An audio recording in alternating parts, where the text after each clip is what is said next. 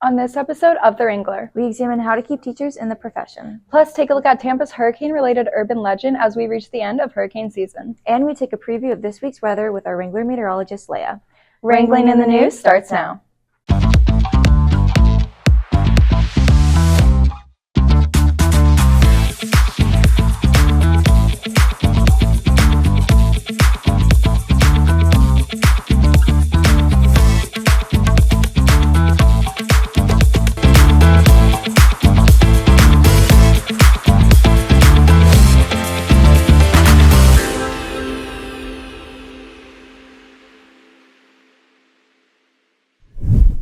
Good morning, Cowboys. I'm Francesca Prill. And I'm Mari Martinez. Welcome to this episode of The Wrangler.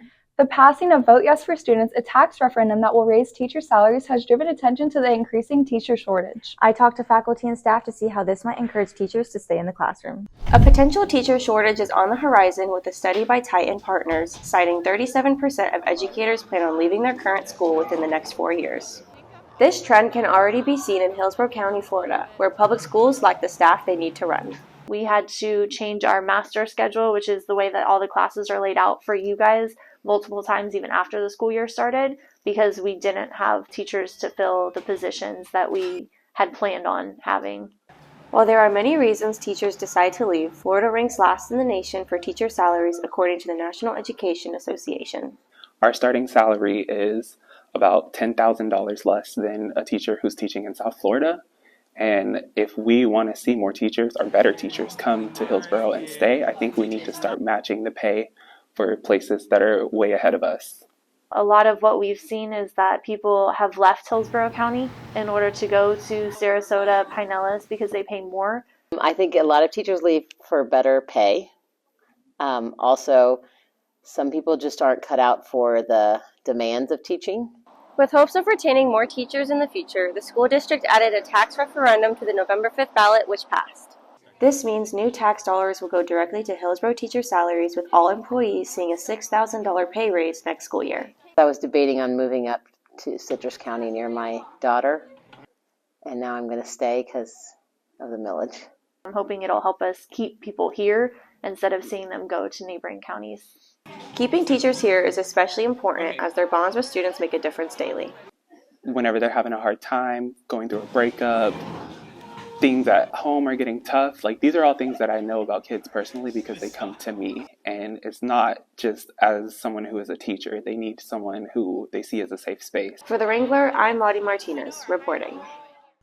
Maybe this will prevent long-term subs. I sure hope so. Hurricane season just ended for Floridians after one of the busiest seasons on record. With two major hurricanes moving in their final hours from a direct Tampa Bay hit, I wanted to learn more about Tampa's urban legend, the Tocobaga Temple Mound. Some will say Tampa was just lucky to have both Hurricane Helene and Hurricane Milton's eyewall not make landfall here. Others will say the area was protected by an urban legend dating back to the Native Americans. To me, I look at it very scientifically, and we know that we've had major hurricanes in the past. We've had a major hurricane in 1921 hit Tampa Bay. So to me, it was only a matter of when Tampa Bay was going to be hit and not if. Collins is a geosciences professor at the University of South Florida who studies hurricanes and weather patterns. So with climate change, what we've seen is something called rapid intensification. What that means is that a tropical cyclone can rapidly intensify and change its wind intensity from, say, a tropical depression to a Cat 5 hurricane in less than 2 days. As a scientist, I'm skeptical, I guess. And as an archaeologist, I deal with physical evidence, material evidence. And to me, in this case, the material evidence and the historical evidence argue against this legend having any kind of validity. So science right that Tampa has just been lucky, or is it actually protected from direct hurricane hits due to its link to the Native Americans? Placan has spent time researching Felipe Park in Safety Harbor, which is the home to the Tocobaga Temple Mound. The site contains the history behind the tale and is believed to have been home of Odette Felipe. And there's a story that when an 1848 hurricane came through Tampa Bay, that he and his family took refuge on top of the mound and survived the hurricane because they were on top of the mound. Resident of the area, Amy Park, still believes in the legend even after her home flooded more than 3 feet during Hurricane Milton. I think it was the Tocobaga tribe. Yes.